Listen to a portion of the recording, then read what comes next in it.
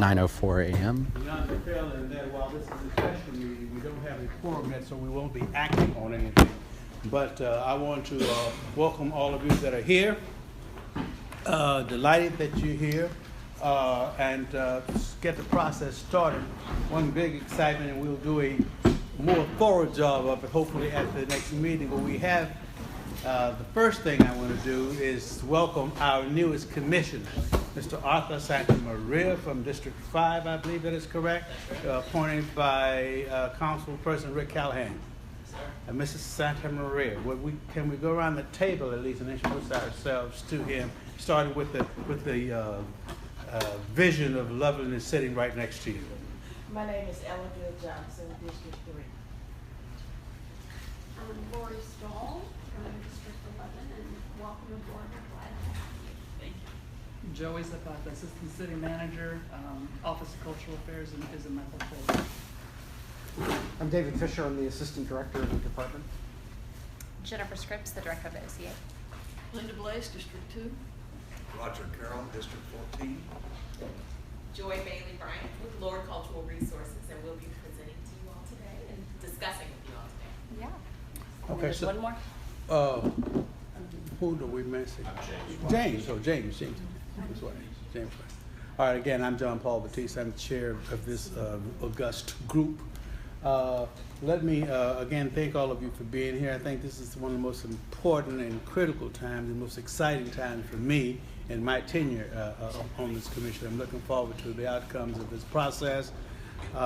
With that, I'm going to just get us moving right away. We will turn it over now to the hands of our illustrious director who has beat us away from our summer leisure and brought us back to work, Miss Jennifer. Well, that's the thing. I did want to say thank you for coming. I know July is an off month for the commission, but given the fact that we had Lord, if you will, mobilizing their team, and we were really starting to look forward into a public kickoff in September, like we've previously discussed, I didn't want to wait until August 17th.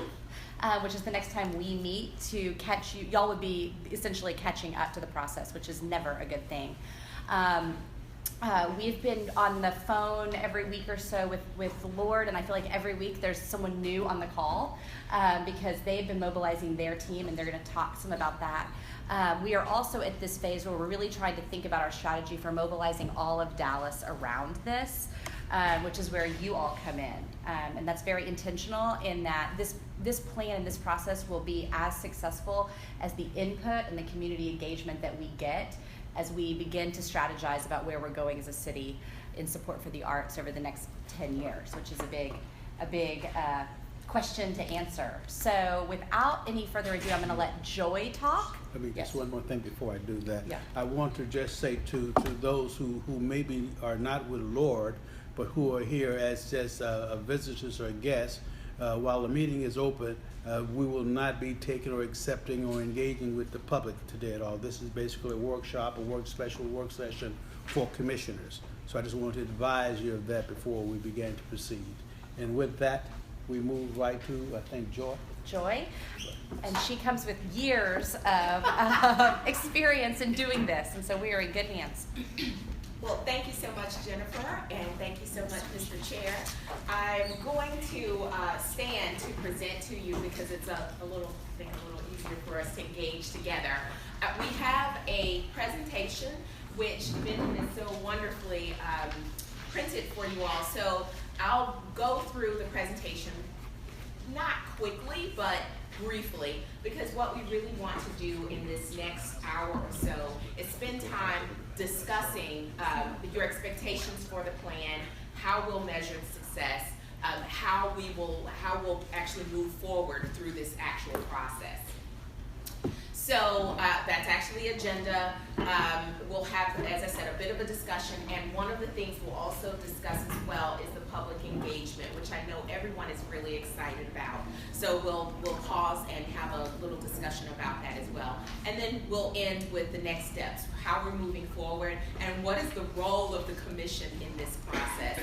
We really want to be clear about that and making sure that we're all together in our understanding. So just a few quick facts about this. These are things that you all know.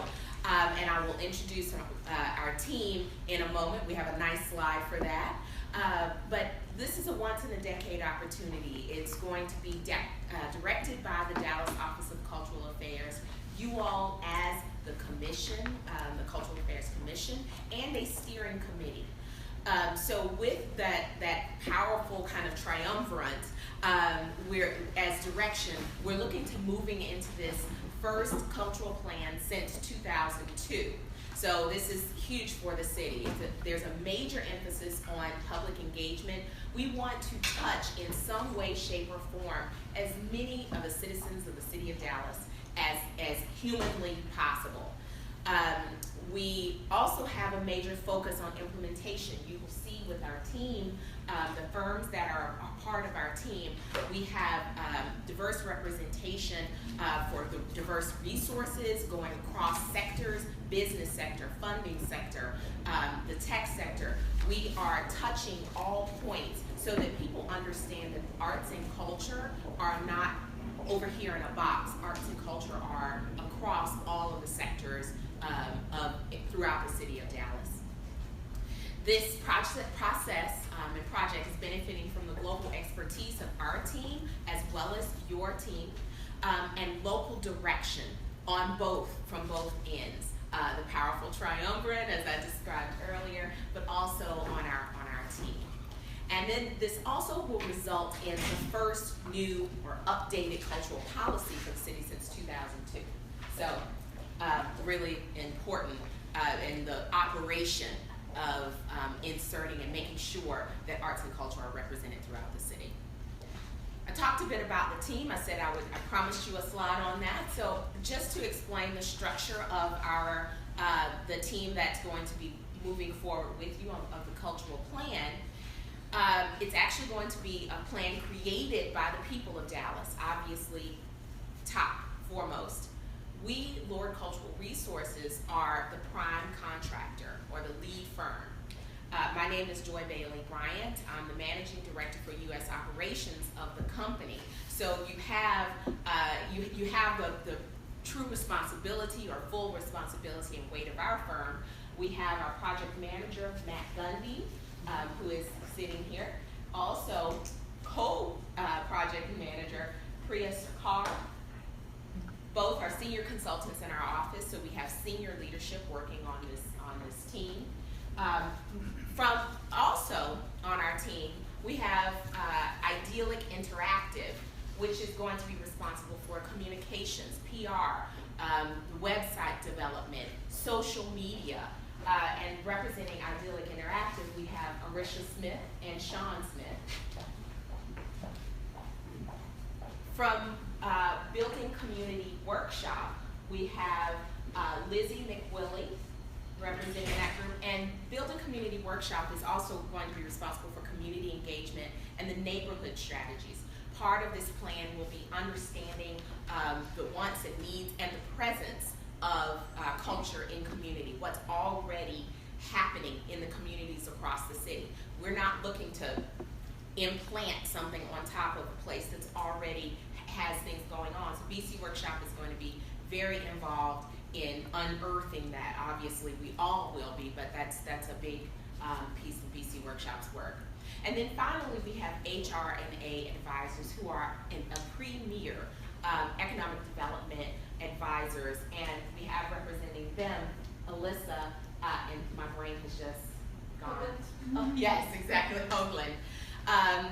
But ironically, Alyssa and I work together on other projects, so it's funny that I had that brain fart. But, or brain spurt, sorry about that. But they are, exactly, as I said, they are premier economic development advisors and very much responsible. They're doing the economic impact analysis and will be very much a part of the implementation of the plan. So why is a cultural plan important for Dallas? Why at this juncture? Why do we need to do this again? It's been 12 years. We had something. Wasn't it good enough? Well, the answer is very good. You always need to come back and assess and understand, and obviously that a lot of time has passed, and Dallas is a different and new place. So this plan will support a diverse cultural ecosystem. We need to unearth and understand what that ecosystem actually is. As I stated earlier, we do know that arts and culture is happening in every corner of this city. So we want to know what that is and how can that be supported? How can that be bolstered?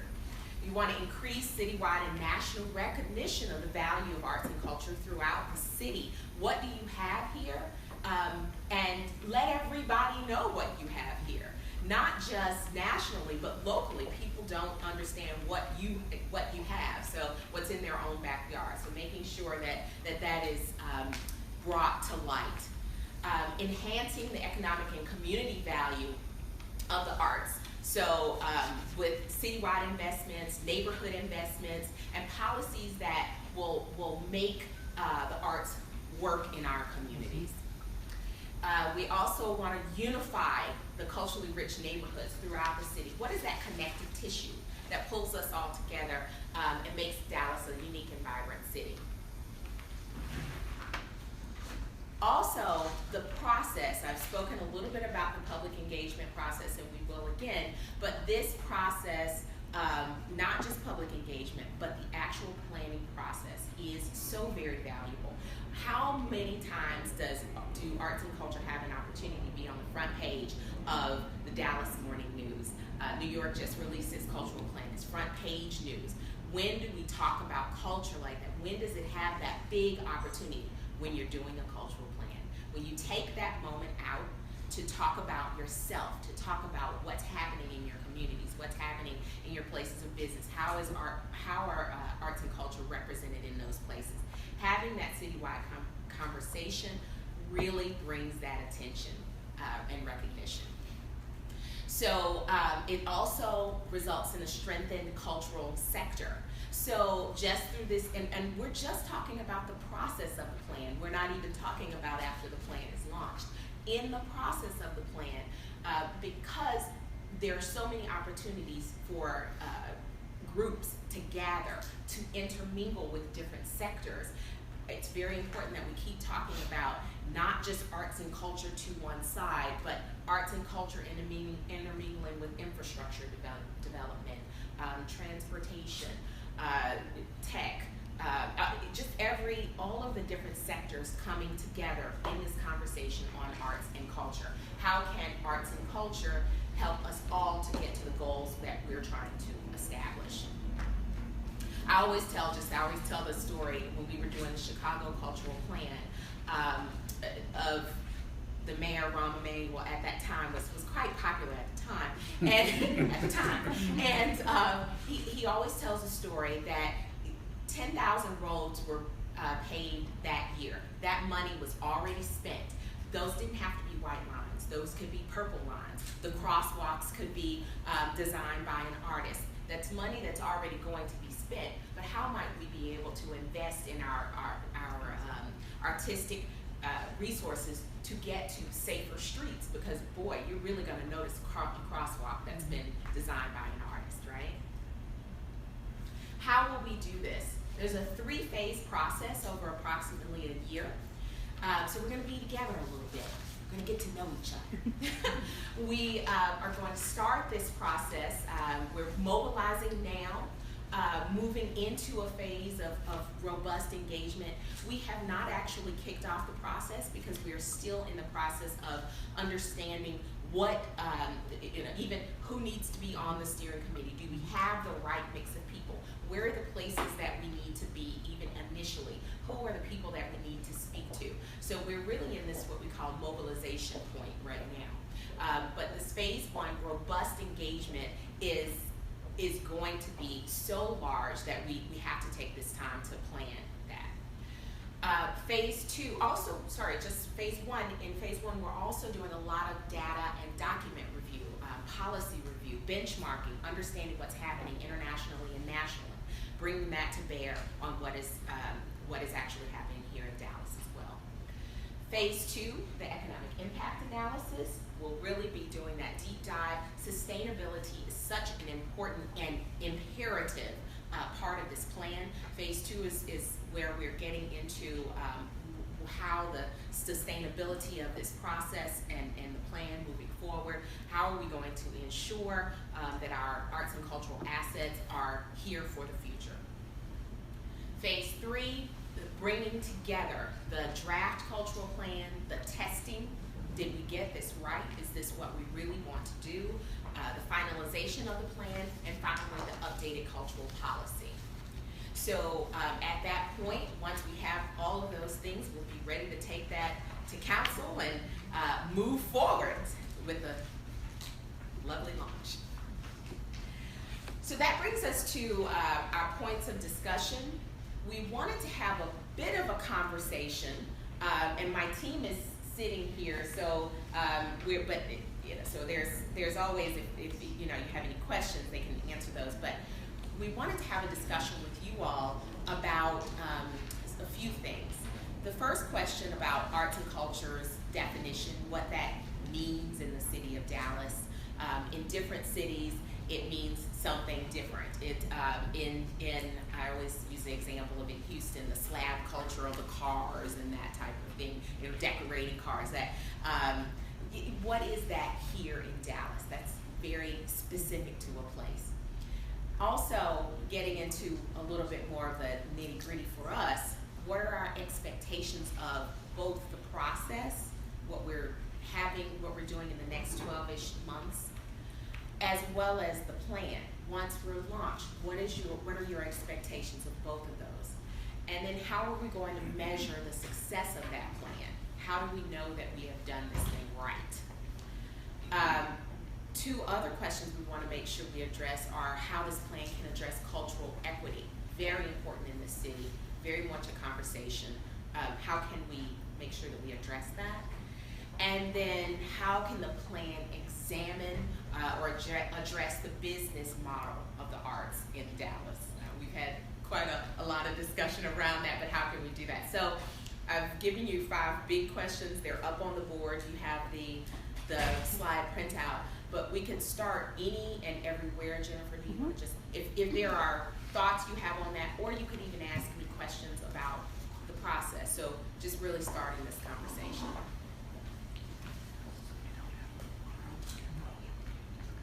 I have a question. Yes, sir. When you say you're going to measure the differences between the neighborhoods and communities, what are the matrices that you will use to determine whether a neighborhood is culturally rich versus a dearth of opportunities? Okay. So I'm going to ask Lizzie to answer part of your question. I will start by saying that we're going to be building a map, essentially. I'm using the simplified terms for me. Building a map to understand kind of an inventory of what arts and cultural opportunities are available across communities. So, there could be a neighborhood band that's operating in somebody's basement. So we find out that's happening. That becomes a pin on the map. A neighborhood quilting circle that gathers. What are those things that we don't know about? Maybe it's something that we do know about that operates at the library. So we're going to be building as much as possible that type of map so we can see, and then before we even try to kind of measure whether there's a cultural desert or not, but at least at that point, that beginning point, we can start to see what's present. We will do some benchmarking to understand across cities what are the norms, what should be present. We have some experience in understanding that, but as part of this process, we are doing some benchmarking to find that out as well. So I think those 2 things will be brought to bear to start to understand and assess whether the kind of health of the arts and culture in particular communities. And so part of our plan is also to develop that set of metrics to really understand how to compare neighborhoods and understand what's going on in the city. But so we have a data analyst on our team, Gianna Ripper, that will be taking the information that we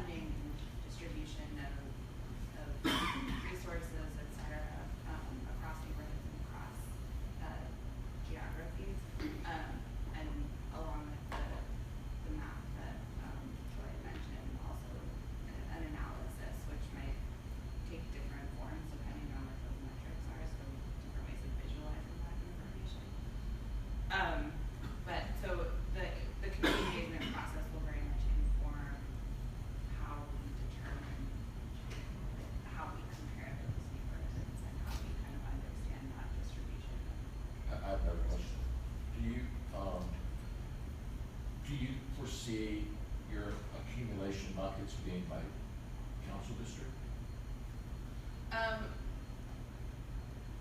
Well, we're gonna look at it a couple different ways. We're having meetings by Well, let me rephrase it. Will I be able to get this information by by council. council district? Yes. Okay. And we'll also be looking at it by neighborhood. I have another question. When you say you're going to look at these neighborhoods and then do the sinews, the connective tissues, what does that mean to connect two disparate pieces of community in Dallas? How does that work? I think that it's, okay, for instance, if we're looking at an area and we're saying, okay, it looks like there's not a lot of places of arts and culture happening within this particular geographic area. Is there a library? Is there a park? Are there schools? Are there arts opportunities happening there? What are those arts opportunities? If there are not, are there arts activities happening in a park, maybe park, library, or school close to that? Might we be able to connect the two? Are there arts opportunities happening, across the city that might want to have a satellite in this area? How might we be able to connect neighborhoods, places through the arts, and looking at places that might be commonalities? I always go to the libraries, parks, and schools and say that's a location where there normally are some type of arts and cultural opportunities happening there, and that might provide an opportunity to even create like a network of arts opportunities in places that don't have them. I have another question. When you look at a community, is this, and these questions are not adversarial, they're my own curiosity. No, yeah. So I don't. Oh, I want don't you take to them share. as When you look at a community, do you decide to do a bottom-up approach by saying this community has so many elderly and so many schools and so much this, and then project what an ideal community would have as resources? Or do you look at sort of a Gaussian distribution of the city and say we can project, we have this excess amount here, we can allocate? Do you look at it as an allocation based or as a needs based? Oh, well, I'm gonna ask Lizzie to answer that question because you got a lot of analytics in that question. So if you can start, because I have some thoughts as well, but if you don't address them, I'll say it. Go ahead. So part of the engagement process is to understand needs. So I think in terms of the strategies, maybe that's what Joy is going to discuss, what the outcome of the engagement is in terms of the development of the strategies. But we're really starting off the project to understand what the needs of the community are, because they vary from place to place, they vary from neighborhood to neighborhood, but they certainly vary from city to city. So when Joy talked about not wanting to impose a certain vision on a place,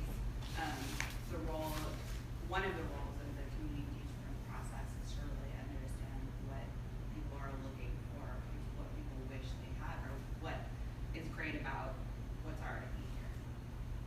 So when you, for instance, when you say the ideal community, it's kind of what does that community envision as its ideal community, and how might we be able to create that? But the point of understanding what's present there is so that everybody comes to the table with kind of a common understanding. Because what we find so many times is that people who live in particular neighborhoods don't even know what's available to them, which is why we talk about the process being so valuable, because it is your opportunity, and I mean your as a citizen opportunity. The royal you. Yes, opportunity to find out what is happening in your own backyard.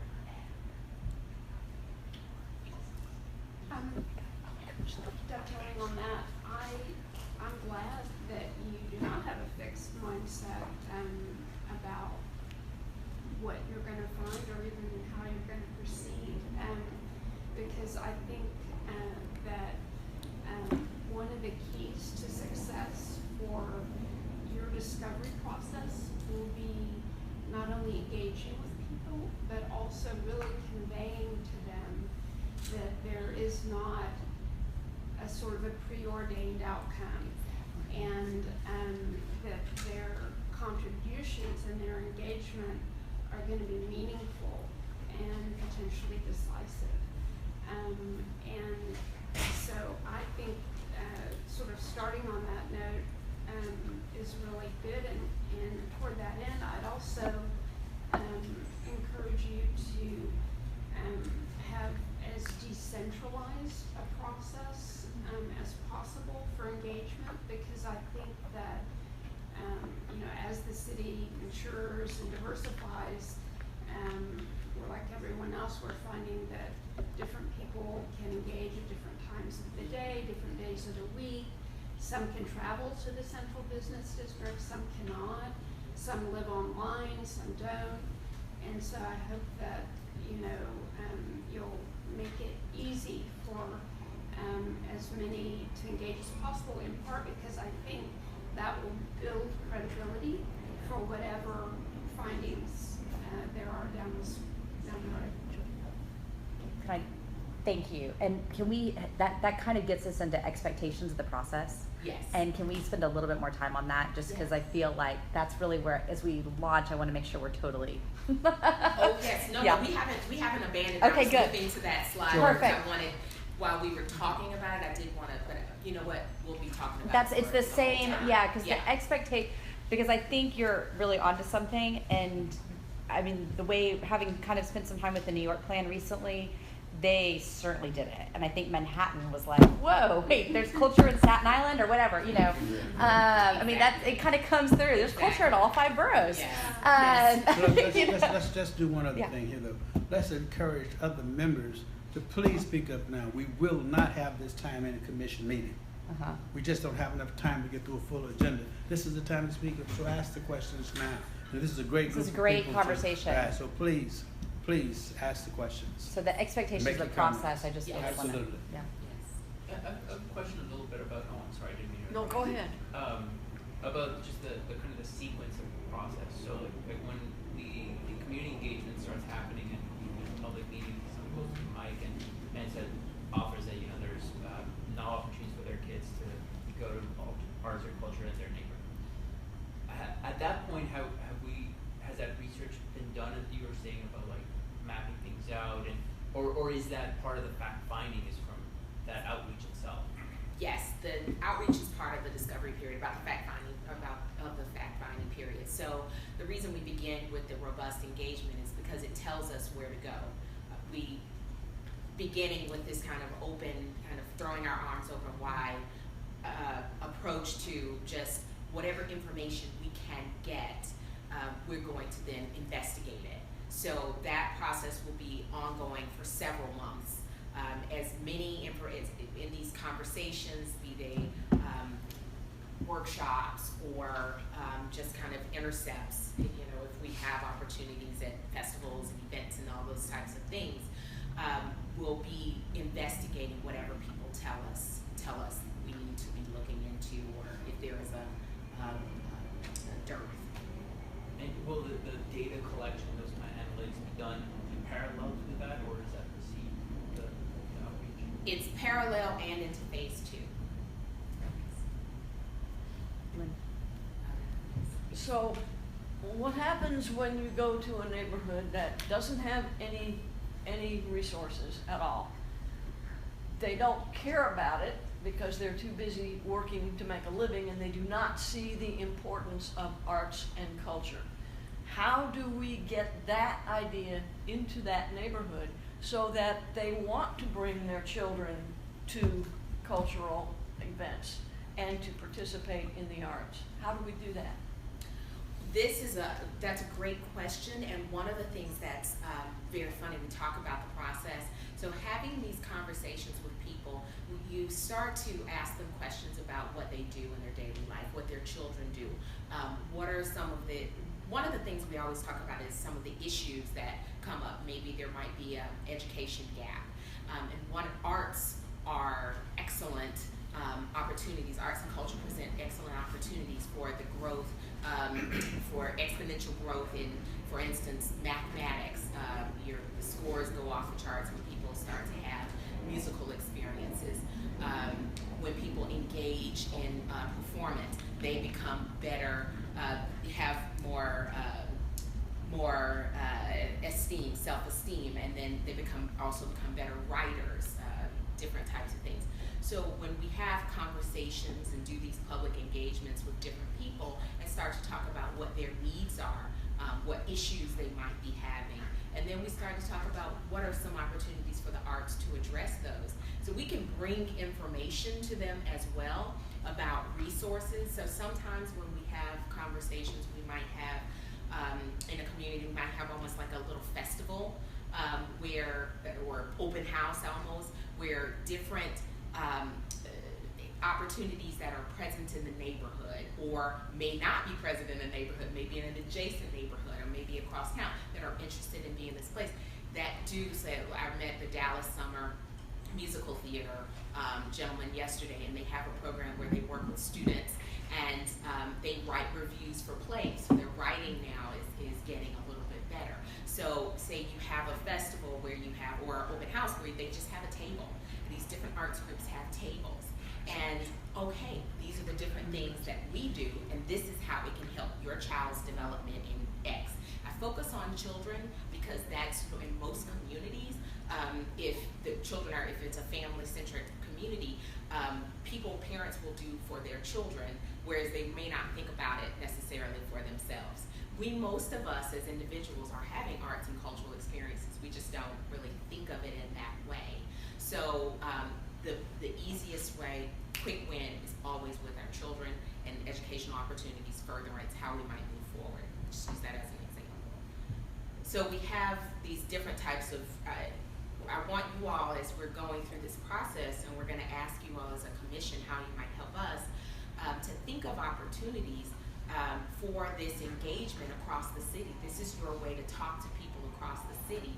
What do we want to say, and how do we want to engage with them? Do we want to show them our best and brightest through these open house opportunities? Do we want to have a pop-up tent in the grocery store parking lot?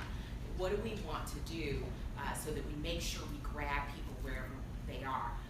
I don't want to leave the expectations of the process, not leaving that, so we'll stay on this slide, but I do want Arisha to talk a little bit about the virtual opportunities and the website and the growth and some of the things that we've been talking about doing with that. So in the spirit of transparency, as we're planning out our strategy for the engagement and to collaborate with BC Workshop, our position, our job is how can we leverage resources available to us and to our community and that the citizens are utilizing to make it as easy and accessible as possible for them to contribute their thoughts and have their voices heard. And for us to collect the data and understand what they're looking for and find areas where we may want to dig a little deeper to unearth additional insights. So I think we talked yesterday about ensuring that opportunities are mobile friendly, because we know in areas that are underserved, mobile closes the digital divide. So they have at least a base level platform in which they can either a simple text message or click a button. Even citizens that are over the age of 75 and 85, they know how to push a button on the phone, and that will provide them an opportunity to engage. So what we do is we'll collaborate with the interactive experiences and outreach that BC Workshop creates, and then we find ways to make sure that we proliferate it and allow ample opportunities for people to contribute and provide information back to us at all levels, at all incomes and at all educational levels, so that it's simple and that it's bountiful, and that if there's information that is unearthed, we can share with their analytics team and our analytics team to ensure we get a good 360 view across the board. So with the website, there's data collection opportunities and touch points with the social media. There's creative touch points so that we'll at least tap into different affinities. So if someone doesn't want to fill out a survey, if they don't want to go to an event, but they see a social media and Instagram engagement where people are taking pictures or asking questions or comments, that's another way for us to say, hey, it's a comment. They don't know that they contribute to the plan, but they have. And so we can also provide that feedback with engagements and engaging with with this team, and I think she works with social, so as we work with this team, say, hey, we saw these comments, if you want to respond back, or, that's a good pat on their back to ensure that there is a good feeling and a positive mindset throughout the process. Okay. Do want to keep the expectations and measuring success. So some of the people, as the chair noted, I would love to hear from Mr. Carroll, if you have any thoughts about how we'll measure success or your expectations. We're answering to you all, so we definitely want you to let us know what you're looking for, how we can make sure. I'll keep asking questions till, as usual, you tell me to shut Thank up. you, James. We have no problem. So I understand your comment, I think, about approaching the situation through children and families and the broader impact that can have. But how do you make sure that this doesn't end up with just a benign set of anodyne recommendations at the end? I mean, I would like to make sure that we have thought-provoking fare involved also, not just another instantiation of Harvey every time. We have several checkpoints, system of checks and balances. So in wanting to get out as much information and wants and needs, we build that laundry list. We're almost like a duck, so we're getting all of that information, but as Arisha talked about the analytics, Lizzie talked about how we're doing data collection throughout that whole time, and we'll start to see some real peaks, commonalities. And one of the things about a cultural plan is that you're actually able to identify 1, 3, 5, 10, really no more than 10 priorities for what the city is truly, what the vision for culture truly is, where those priority points are those priority points education in neighborhood, cultural education in neighborhoods? Is it, cultural diversity? I mean, whatever. I'm just throwing things out there from. We've heard a lot about support for artists. Support for artists. That comes up. Do we hear it? How much are we hearing it outside of the OCA conversations, from the citizens? So you start there, when things start to really build in commonality and consensus, and you build those kind of key priorities, then you go into your next check, which is the financial sustainability and feasibility, which is truly, obviously all of this is really important, but that's truly important when we talk about the sustainability moving, so we don't create this instance that you're talking about. That's where we get into the economic impact, we get into the sustainability, stability, we're able to move forward, it starts to make sense. And things that are not going to make sense will in fact fall away, they have to. So we have, the best in the business is HR&A. They're very much behind. In fact, now they're currently working with the Parks Department, the city's Parks Department. Yeah. So I can use the example of the High Line. They were very much responsible for the success of the High Line in New York City. That's one we're very familiar with. I like the High Line. You like the High Line? If you like the High Line, you like HR&A. Just keep that in mind. But we have that system. We're moving along and to the creation of this cultural policy, because at that point, that's where we're saying this is what we want. This is what has to happen, and this is how we can say to the world, this is what Dallas represents. This is our vision for culture in the future. Still dealing with the issue of expectations. Yes. I've discovered some new terms for me that's very refreshing today. One is this notion of local friendly. That's powerful. So often we go into cultural planning modes and we think about national friendly, world friendly, but we don't think about local friendly. Which diminishes, quite frankly, our really taking a deep look at what we have here to offer, whether it's what individual artists are doing, originality, what neighborhoods, customs and cultures, different aesthetics that they bring to the dialogue. I would love to see that be, encourage that to be a very central kind of consideration. The other word I thought was tapping into different affinities. Sometimes this notion of sameness, anytime you hear the word arts and culture, there's the word called quality come up, but it has a single quote zip code, if you will, world zip code. It's not very inclusive, it's not very inviting, it's not very encouraging. I don't think it means to be diminishing, but it's not the most, quite frankly, current.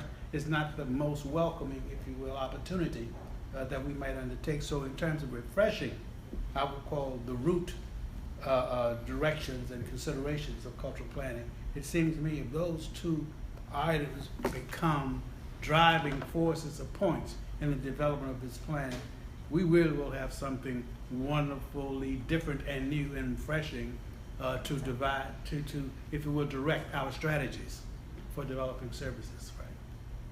That's the goal. That's my Sounds thought. good. That's my thought. Sounds good. Sounds good. Expectations. What about, okay, so any more thoughts? I think we have, yes, Ms. Johnson. My council person recently had a session in our district one Saturday morning, and it was basically to update the constituents on what was going on in District 3.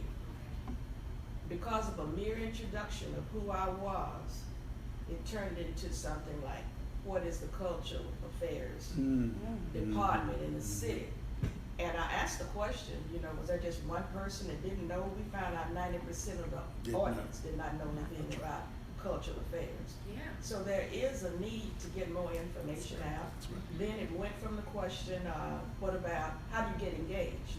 What about the new artists, the unknown artists? They don't know anything about it. So I think if you have not already selected the areas that you're gonna do your workshops, we welcome one in District 3. Absolutely. Thank you. Perfect segue. That is perfect. Thank That you. is perfect. Absolutely. So, Lizzie, can you talk a little bit about, if you can talk about the engagement, but also talk about some of the ideas of what will be happening or we're thinking. Sure. So we're going to start off with 4 kickoff events that will be distributed across the city. We're still figuring out exactly where those locations will be, but that will introduce everyone in the city to the plan, and we'll have a number of different activities and partners. And we talked about having artists who are showcasing their work or performing, or some opportunities for artists specifically to be able to showcase their practice. And then following that, we have a number of different types of activities that we're talking about doing and are still in the process of planning.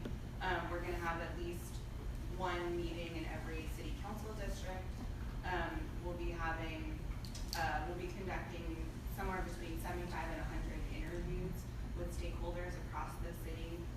We'll be doing neighborhood-based, kind of smaller workshops with community leaders, with resident leaders, but also with arts organizations and different groups throughout the city.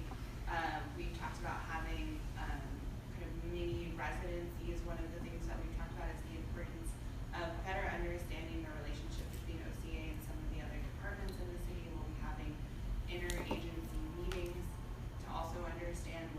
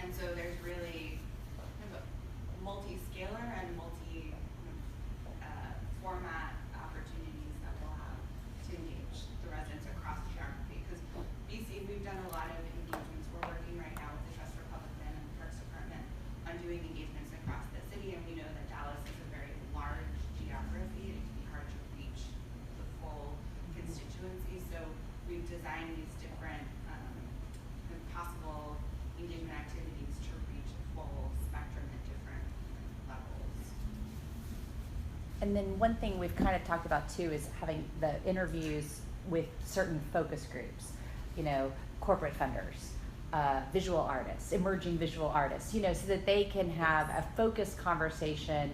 That'll probably be once we start to glean insights. Yeah, then we'll be able to dig in and say, we're hearing this, can we verify, and you know, staff will plug in so they can hear, we'll pull in other resources from the city, BC.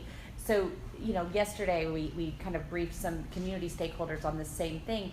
We were hearing over and over again, but from the business world we think this, from the artist world we think this, but the first layer is our community input, and then we'll be able to be responsive. Right. Yeah, so we've talked about these task force groups that will be identified as we're working through this process. And we've also talked about having cultural ambassadors that will also identify through the interviews and through the engagement through the meetings that will help at community level and in the different sectors that Joy talked about to act as champions for the project outside of the steering committee and outside of this group here. I think we might have just lost our quorum, unfortunately. Mr. Carroll was Is the he critical commissioner. And I want to be respectful of that. So do you want to wrap it up in just presentation format? I think John Spurkins is. Oh, we have John just quorum. came. We have a quorum. Thank you, John. Thank you, John. Right time. Just That's at the right wonderful. John, see me after the meeting for your penalty. That was fortuitous. Well, it's yeah, this is great. Okay, Okay. so you saved us for 8 more minutes. We got so yes, if we can go, we'll just go right back. I'm actually operating. The role of the commission. Yes, just to make sure that we've got how we'll measure success. I want to make sure. I know I want to beat this dead horse actually, because I want to make sure that we are clear from you what you are expecting from us and what you are going to say. So if you could, I hate to go rapid fire like this, but do you mind if you just arrived? So I'm gonna not start with you. I'll start with Ms. Blake. If you could just tell me, you know, how I wrote do you down know? 4. I wrote down 4 things that Great. I would be looking for. Oh, Linda. I would be looking for more public involvement and excitement across ethnic and economic lines for the arts all across the city. I would be looking to improve the perception of the value of the arts from the residents and for the city government. I would be looking for support of artists in the community, because if we want to have a vibrant cultural center, we have to have vibrant artists who can live here. And to help communities understand and accept the other through exposure to the other's arts and cultural ways of expressing themselves. That's pretty good. Thank you, That's pretty Linda. awesome. Yes, and I'm going to borrow that sheet. We have Matt taking notes, but I'm going to borrow that sheet to make sure we got it I'll right. write it down and make where it makes more sense and send it to you if you like. Thank you very much, Thank Mr. you. Chair. Easy, ditto. I really mean that first, quite frankly. I mean, I thought it was quite well done. Thank you on the point. The only thing that I would add, just one, is that I would hope to see a progressing and sustaining resource strategies and investment to support the needs that we come up with out of this whole planning process. Outside of that, we're just talking again for another 10 years. Awesome. Well, Linda is indeed a very tough act to follow, and I think she really captured the sentiment of a lot of us. That couple things I would add is that I think for a lot of people, I don't know about other commissioners, when I'm out in the world and talking about being on the Cultural Affairs Commission, people don't know what that is. People don't know what the city of Dallas does with respect to arts and culture, and sort of the default assumption is that it's, you know, very fine arts, elite, you know, for a very small fraction of residents who can afford, you know, to attend a particular function. And so there's a huge informational burden to overcome, just to let people know that indeed the city is involved with many more things and wants to even expand its reach to people who aren't affected. So I think that, again, just at the outset, it would really help when you're, casting your net to, demystify what we mean when we're talking about cultural affairs, cultural policy, cultural planning, because I worry that too many people who might in fact care if they understood fully will think it's something else not relevant to them. So that's sort of one thing. And the other thing is that in terms of information flow, one of the things that I think has been a recurrent kind of theme is that many of us, since we're appointed by council members, would like to view our role as having an opportunity to become really familiar with all the fine points and details of the work before us so that we can crystallize and advise those who appointed us, because they, by definition, are never going to be able to get down into the weeds on every issue that comes before them. And so if we're not, sort of in the loop, so to speak, in that way, then I think it can be a missed opportunity for everyone who cares about the arts to sort of, have a way to filter information to the person who actually will have the most meaningful vote. That's really Very good. Yeah, that's good. Yeah, okay. We can do that. The commissioners speaking before me have covered everything. I would just like to say that I'd like to see the bottom line being more engaged citizens in Dallas. And we do that by all of the things that they have said. Excellent. Yeah, I agree. I'd echo everything that's been said. I think as we're diving into the process further and metrics are identified, I think those would be great ways to measure success on the quantitative side. I think having being able to see a city of Dallas with a greater, just the whole footprint having greater access to arts and culture. I think there are areas that have less of it, and I think that will be made more clear as the process continues. I'd say comparing to other cities around the world is great, and I would just encourage to not make that a sort of a status quo, but to not be afraid of pushing on these kinds of things over Dallas is at its best, and can be a leader in a global perspective. I mean, if you look at Putnam Park, you look at the Arts District, this where that Dallas really shines. So I agree. encourage that. I agree, for sure. I feel like I'm at a bit of a loss trying to come in on the conversation, but I think the question is what would we like to see? Yes, so, and we can have a little bit of an offline conversation if it would help, but it's, for the cultural plan, we're very much at the beginning of the process. This is the mobilization time right now, and so what we want to know from the commission is what your expectations are and how you will measure success of you'll say this cultural plan was done right, it's successful. So we want, at any point in time, even at the end of the plan, after the plan is launched, 5 years later, what should we look to for our measures of success? I guess pretty much to echo the same sentiments Harley's, community engagement is key. A buy-in from the community, a way for us to be able to see that the arts are vibrant in the city.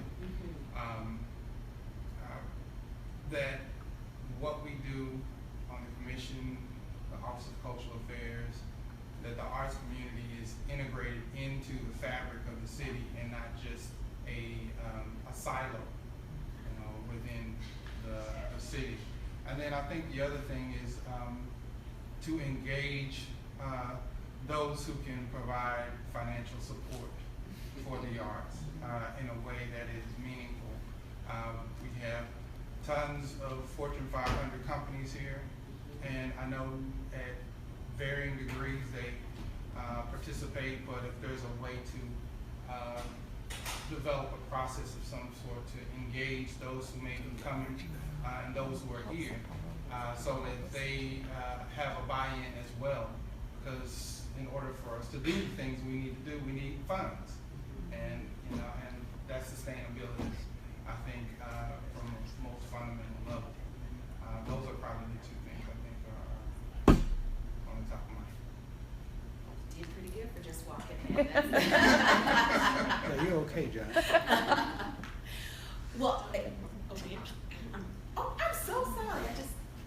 I'm gonna think on my feet here because my thoughts are a bit inchoate, but I think that the city of Dallas actually is blessed with two of the major components here. We have a great benefactor class, and we have a large community of people who have a need to be creative in their expression. So the issue for me, I think in my district in particular, is the ability for the community to have the settings to go see these things, to participate, and to have their peak experience.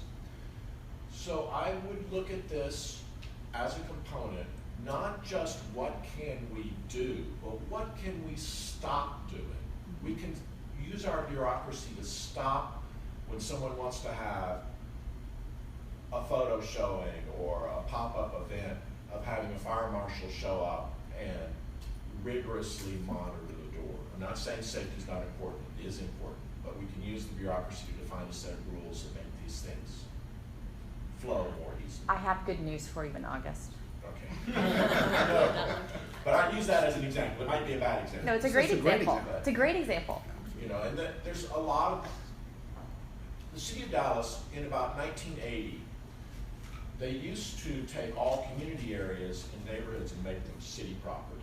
And then about 1983 or 84, I can't remember exactly, they switched and made community areas the ownership of the local HOA, more or less. And I'm perverting that in a great number of ways, but I have a particular experience with that because our little neighborhood, for example, has this perfect little spot that we want to improve. We have our community HOA meetings there now, and we snuck in one night and put in a flagstone floor, and we've been excoriated for that. Now, I want to put in a little amphitheater, but because the city owns that property, I can't get past the bureaucracy of saying, look, we can make a community focal point for nothing. And we don't even want to buy the land if you don't want to sell it to us. Let us rent it for 100 years. And let us take, if you want to burden us with insurance and all these other things, we're willing to step up. But we can't get the bureaucracy to take any risk at all. So I look at this from the other side. Our first view should be, what can we stop doing that's impeding the success of access to creative components and creative infrastructure in the city of Dallas? So, I'm done. Thank you. Thank you. Thank you. Well, I want to be respectful of everyone's Yes. time. So, is there any other, you want to do next steps and what we yes, need? do next steps real quick. Well, the role of the commission, I think you're pretty clear and you've really identified.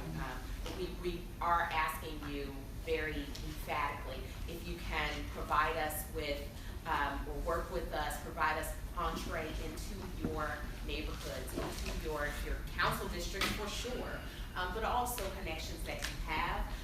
Provide guidance to us, provide support to us, promote the plan, work with us. If you want to talk about us behind our back, also talk about us in our face too, so we know what we need to be doing. Let's keep this dialogue open and moving forward. Our next steps are that we're getting the word out. As I said, we're in this mobilization time. We'll be doing the kickoff of public engagement in September, sometime in September. You guys will know in advance of that, and we really need to push that information out as much as possible. The website for the plan is actually up, and it's obviously under construction, but you can go onto the site, you can put your email, your contact information. Here's a landing page, and we can start to gather that information right now. I was trying to let you see the email box. There's an email box. Well, I can tell you the website is www.dallascitymanager.com. It's on that last page of your printout. So, yeah, that's it.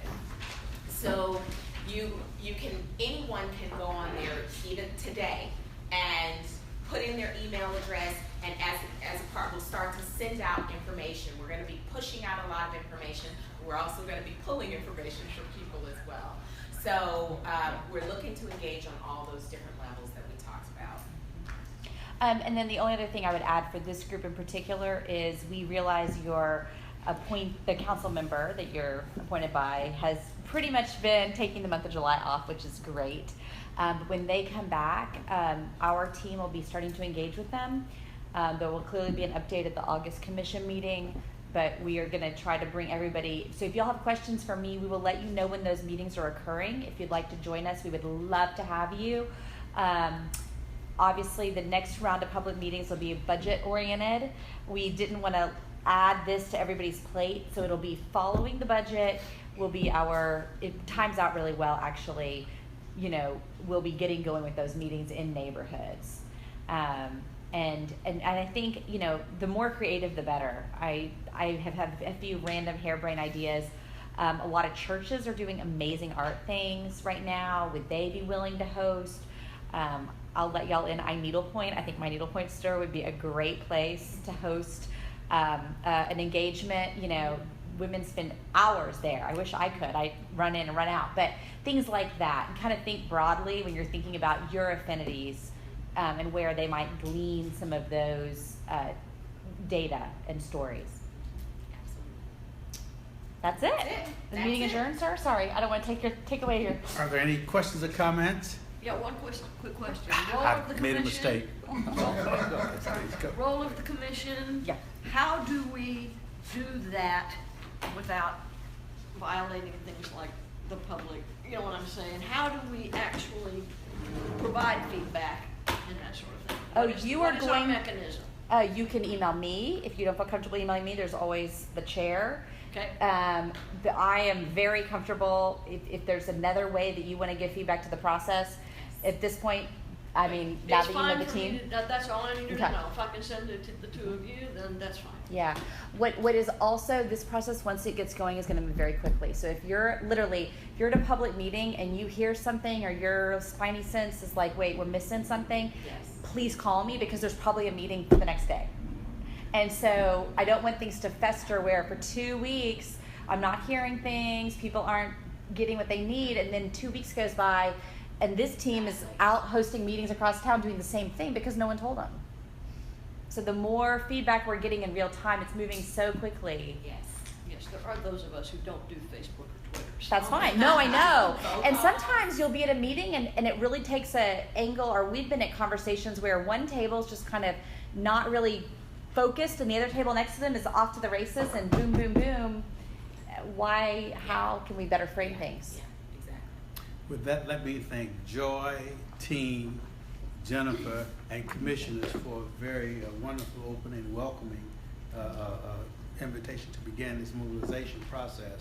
And with that, let's call this meeting to adjournment. Thank you.